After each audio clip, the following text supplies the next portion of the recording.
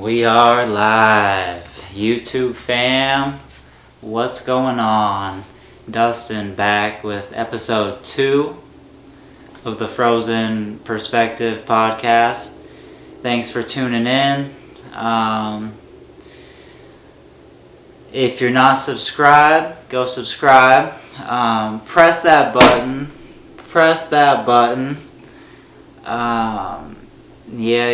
We got a lot to talk about today.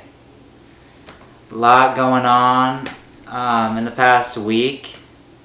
We got Kanye going crazy. We got USA GDP numbers coming out. Some of y'all might not know that. We got Paul Check. What I wanted to introduce you guys to on YouTube is some peace, love, and prosperity. You know, that's what it's all about. Just healing and really just living. Just love. Living with love is the thing. We're going to go over meditation, anxiety, depression, and all that. But we first got to talk about the Kanye. Ye. We got to talk about Ye. He's going on a spiel everywhere. He's been on Piers Morgan. He's been on Fox. He's been on Lex Friedman. He's been on MSNBC. He's been on everywhere. And everybody is pulling out of his brand deal. Everyone's pulling out of the Kanye brand because he did have some harsh rhetoric against the Jew people on the Lex Friedman podcast. I'm not gonna lie, but he could be telling the truth. Like, those people in control of the media could be Jews, but Lex Friedman called him out. You guys should really go check out the Lex Friedman podcast. You'll see what I'm talking about. Kanye, he just got dropped from all of his brands, and he's mad. He's mad at the people that are in control of the media. He can't get into his family situation is kind of rocky. And he started talking about the people that are in charge. What he said on the Lex Friedman podcast was the people that are in charge of the media, the music industry, they're Jews. And Lex Friedman stopped him right there and said, whoa. Instead of saying they're Jews, why don't you just point out the individual people instead of claiming a whole group, them to be Jews that control the media? And Kanye, or Ye, he didn't want to apologize, and Lex was just trying to be someone he could trust, and Kanye literally told him, I don't effing trust you, which in Kanye fashion, I'm not surprised. Like, Kanye is Kanye.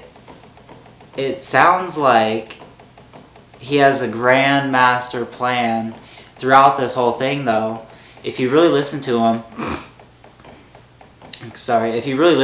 Kanye throughout all these interviews, he always talks about this plan he has for 10 years. They're going to remember my name 10 years, 5 years. He was working with, just before he got dropped from all these brands, he was working with the best minds in the business, and he claims through these podcasts that those people, the Jews that are in charge of the media, are controlling him. They controlled him. They took him off his brand deals. They cut him. Well, what happened to Louis Vuitton? Signed him for majority percent of the Kanye brand, and the board of directors said, we're not going to put out Kanye anymore. And that's when his brand kind of dumped, and no one really was working with him ever since that in fashion. And that was when Kim and him kind of got in a scuffle. So what I'm really trying to get at is Kanye had this plan, always talking about 10 years from now, and he just got dropped, so he's building himself up. I think this is his base, is all these interviews he just did, and he really wants the world to know he's flying solo now. And we'll see what Kanye does. He has a lot of money still, and he's still going to be doing the thing he loves, which is making clothes, making music. Probably, I just wish people can love more in the world, and there's not any anger being spewed senselessly through the media. And I think it's coming to an awakening point with the world and the overall corporate political media, if we're getting into that, which I don't really want to get into, but I mean, people are kind of waking up, like, yeah, but we got good things going on in this podcast over here. It's peace, love, and positivity. If you guys don't know, is what you guys should know, if you don't know, is Paul Chek. Very good podcaster. He's got podcasts about positivity, healing, and all that, and meditation, the mind. Master the mind, you master yourself, is what I once heard. So, yeah, I mean, he's just got good stuff. Meditation is really good for you, and if you're ever feeling anxious about anything, what I do is I just settle down and follow my breath. I can always get in that flow state, I like to call it, of just following I can get into that flow state if I'm ever feeling anxious, just by following my breath, just relaxing a little bit. So I hope you guys can kind of learn to meditate too from Paul, and really learn to control those thoughts and be a master of yourself. I think it's a really key thing to do as a person in this world. We're always getting fed negative stuff on the media, negative stuff at your work, and you gotta, if it's causing too much stress on you, you gotta sit down and work with yourself and meditate. If it's ever causing you depression, anxiousness, you got it in yourself to heal. So just know that with positive thought and good energy, you can really do a lot in this world. And whoever's watching this, I really believe in you, and you'll go far with your dreams. But I wanted to listen to a little bit of Paul Chek on YouTube, just some videos for y'all, just to get aware of his content and where I'm kind of coming from too with this peacefulness. I just want you guys to understand. But this is Paul Chek. The video is the No Mind Meditation, and he really goes deep on how he meditates. I skipped about 6 minutes into the video. We're just going to press play and really listen to his words and what he has to say about meditation, and let's listen. In the witness position and seeing your own mind at work, like you would watch your dog chasing a stick or something, it teaches you to begin separating your sense of self, your identity, your sense of self-awareness from the thinking process, so that you're in a subject orientation and the thoughts become the object. If you're engaged in your thoughts and are not aware that you're engaged in them, or that your whole awareness is in your thoughts, then the thought is the subject and the object because you're totally trapped in it, meaning that you don't at that time realize the sweater's itching you because you're too in the thought. But when we can witness, and like I said, I call it a dog. When I see my dog running around, I just watch and say, oh, look at my cute doggy, or else it. And he just made an analogy for a thought is his dog walking around. And we'll listen to a little bit more of it here, and he's talking about his dog walking around, his thoughts coming in while he's meditating. Let's see what he has to say. But look how beautiful my brain is. It loves to think. It's so good at it. It does it effortlessly. And then I say, okay, brain, let's relax now and take a little break. Or I call the dog Rover. I say, okay, Rover, come on and lay down beside me. And I visualize the dog of my mind coming over and sitting or laying down beside me. And I say, let's just take a nap together and really just enjoy the fact that we have a few minutes here to just let go of the world and let go of thinking and just be with all that is and rest. And so then all of a sudden you'll see Rover chasing after the tires or the sticks, or your mind obsessing over something. And then you say, there I am thinking about something. So you describe it. That's called, Ken Wilber calls that bringing the subject into the object position. So what he's talking about is a mind coming in, or a thought coming into the mind, and realizing it becomes an object, which is really key. I'm going to keep on playing it just for a little bit so I can check the time on the camera. I can't go past 30 minutes. We'll run it up to like 25, 27. Because I don't know, I think it's the SIM card I got. I can't go past 30, but let me just check here. A little bit more, Paul, check, and yeah. You can't deal with subject unless you objectify it, because it stays in the unconscious. And when you do this, you might often find yourself seeing patterns like, wow, I really have a tendency to be very judgmental about people, or about so-and-so, or I really have a tendency to be insecure and constantly be worried about what someone else thinks about me, and these kinds of things. So you start by going into witness position, being able to see the patterns and the tendencies and the orientations of your thinking process, which shows you where your programming is out. So by naming it and getting behind it, you can then begin to see the pattern. And as you start to see the patterns, you can say, I don't have to feel insecure about that. There's nothing to worry about right now. So, yeah, that's good stuff from Paul Chek. You guys should go check him out. Paul Chek, Pawlchek is his last name. Great stuff, really informational. Got about 12 more minutes on the podcast. I like that we touched the yay, the peace, love, positivity.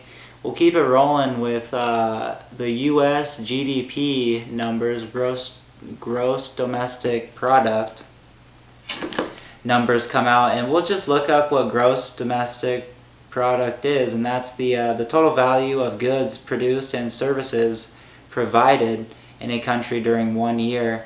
We've had 3 prints that have came out this year. We're gonna get our 4th next year, the following next year, January. But what's going on with the U.S. economy right now is the first 2 prints of the year. There's only 4 prints of this number a year, and every one a quarter. A quarter is 3 months of the year, 3, 6, 9, 12. So the first month and the second month we got negative, or the first quarter and the second quarter we got negative prints. So that is the definition of a recession. The Biden administration was trying to cut the real definition of recession and label it something else, but it's 2 negative GDP prints, and that's what we got. small recession, but we're out of it now because the third print of the year, which was today, October 27th, is when we are recording this video. It's 6:48 p.m. Yeah, that came out today, and it was positive, plus 2.3%. I'm pretty sure, or up in the twos, 2.4% positive print, and we are out of recession. I thought we were gonna definitely, for sure, get a negative print into next print too at the beginning of next year, and that would be a depression. But we're out of the recession. USA is looking strong once again. I'm surprised personally. It could just be November storm. The midterms are coming, so that could be a kind of swayed number. We'll see after. I think the next print's really going to tell in the GDP if it's positive or negative or which way it's headed. We'll see what our economy is going to do here. But even in the stock market, we have the overall market looking like it bottomed out 2 weeks ago. It's October 27th. I would pull up the chart, but I don't really want to. About 2 weeks ago, it bottomed at about 3. The SPY, S&P 500. Let me just look it up. I'll look it up for y'all. I go off the SPY. A lot of you might not know I'm into the stock market. I trade equities in the market, which are companies, and I only play the most promoted, pumped up in price stocks, and I'm looking for the downside, the backside of these moves when they go up significantly in volume and price, and a stock just can't sustain an up move if it doesn't come in with more volume. So these stocks have to come down, and the first red day in a stock is the highest percentage winning strategy you can do in the market is shorting the first red day. I would advise you to learn a little something about it.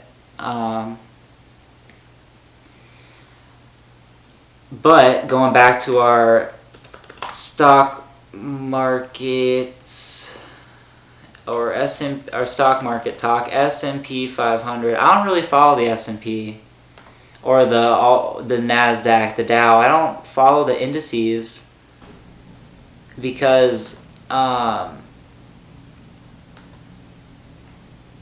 don't follow the indices.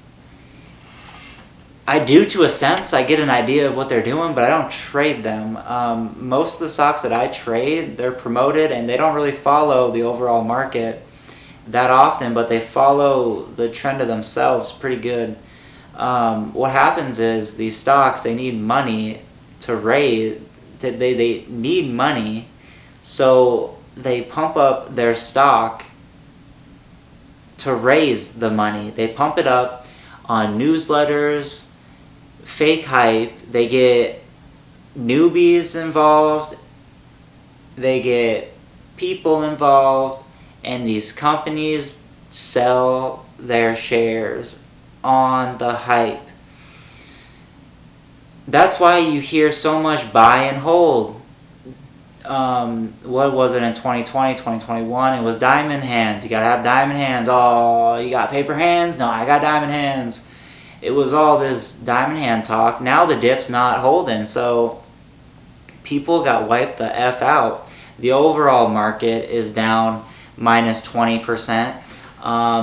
It got to a low of 35.70 last week. Now it's hitting 3800. So we're getting kind of a rally, and we got a rally off the last CPI number of October this month. About a couple weeks ago, the CPI number came out, and it was looking like Armageddon in the market in the morning. Right when it dropped, the CPI number for October at 4:30 our time in Alaska, or fucking 8:30 Eastern time for for y'all who are going off New York time. The market tanked, but at the open, it tanked within the hour, and then at the open at 5:30, it skyrocketed and spiked from that low in the pre-market. It spiked probably 7%. I'm not kidding. In the overall S&P, it spiked 7 or 8%. That's a massive move off a terrible CPI number. Huge recovery, and it hasn't really looked back since. So that's why many people are claiming, oh, there's a market bottom, there's a market bottom. But we'll see. We still have to navigate the waters and see. But there's one thing without a doubt. We're in a bear market, and people are really feeling the pain if you're not really experienced. If you're not willing to cut your losses quick, if you're not willing to stick to your rules of your plan in the market, you'll get burnt. So just remember that. If you ever want to play the market, I'd learn. Go to Nate Mershad at Investors Underground. They're really good at teaching you, really good community to learn from. Or Tim Sykes if you want to learn the pattern, the 7-step framework. It's the 7 steps of a pump stock. It usually repeats itself, has repeated itself over the course of 100 years, ever since the stock market started. So I'm just pretty much living it up. Peace, love, positivity. It's your boy, Frozen Perspective. We got 5 more minutes to talk to the people. Let me know in the comments below if you made it this far. Say Frozen Productions is the best. If you made it this far.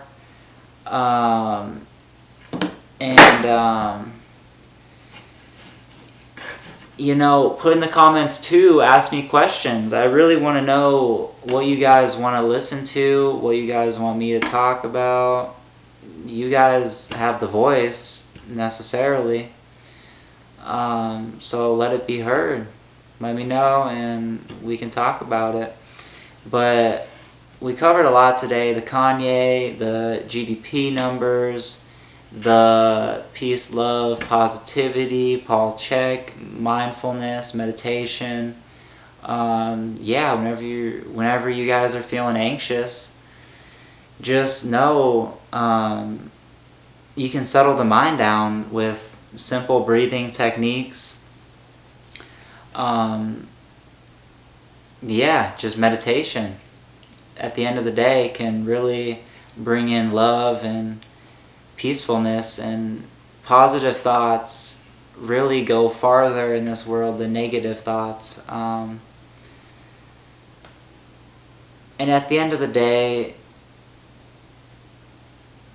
after doing meditation, you always feel better. You feel mindfulness, your character's better, more enthusiastic, and I think going on in this near future and everything, it's going to be about, it's going to be about mental health. Everybody's got it's the big preach nowadays is the mental health. You hear Patty the Batty UFC preaching about it post-fight.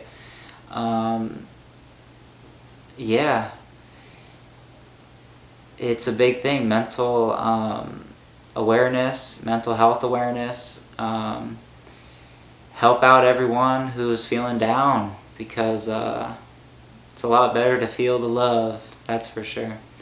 It's a lot better to feel the love. Go check out Paul Chek. Also, frozenproductions.shop. Go get your merch. We got tees. We got hoodies. Still rocking the Frozen Ice tee. This ain't a Frozen Ice hoodie, but we got Frozen Ice beanies, tees, sweatshirts, crop tops for the ladies. Go get your crop tops. And we got stickers. And we got tank tops for the dudes that want to be looking good in the gym, showing the muscles. You already know what I mean. But I got 2 minutes and 30 seconds. Thank you guys for watching the episode 2 of Frozen Perspective podcast. I'll be back with you in like a week. We'll be talking about some more stuff that happened. I'm glad we got to sit down and talk because a lot happened this week. A lot happened. Kanye going crazy. We got GDP numbers dropping. I wonder what's going to be in store for next week, you know. In the meantime, I'm going to be meditating. I'm going to be loving life, waking up early in the morning, getting the grind on, getting a workout in. Working out is very important too. We didn't really touch it. Maybe that'll be for next week. What kind of workouts you can do for a positive mindset. Because workouts really de-stress the mind in a sense. Yeah, so I love y'all. YouTube fam. Peace.